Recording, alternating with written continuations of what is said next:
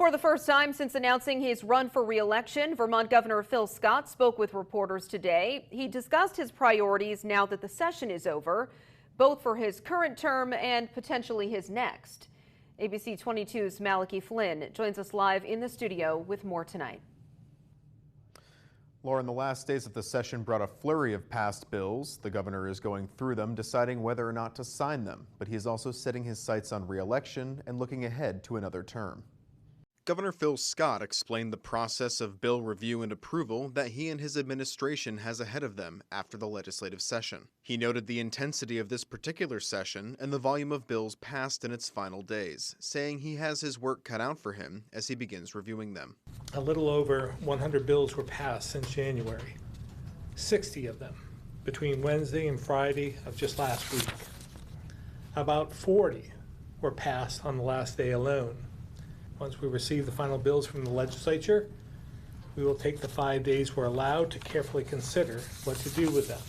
Some key bills are on Scott's radar, but not necessarily for approval. The governor has frequently expressed his displeasure with the yield bill and the double-digit tax hikes that come with it, and says he will likely veto the bill. But he says he is still undecided on Bill H-687, an environmental protection and Act 250 reform bill with some housing elements that he feels should be separate pieces of legislation. He says he wants to do what's best for housing in Vermont, but worries that the bill's other components could make housing development more difficult in the long run, especially in rural areas. It was a compromise from the start, and we just have to weigh that out because I see the negative effects of the conservation bill, the Act 250 conservation bill, mixed in with the housing bill. The long-term effects on rural Vermont are my biggest concern.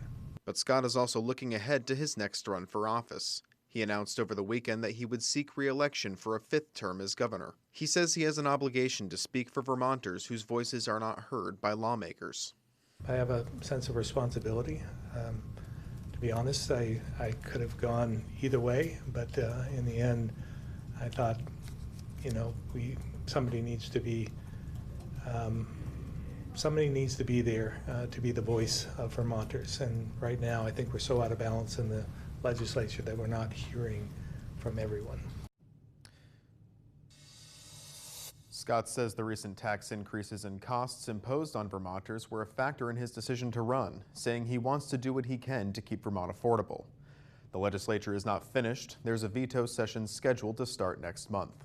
Live in the studio, Malachi Flynn, ABC 22 News.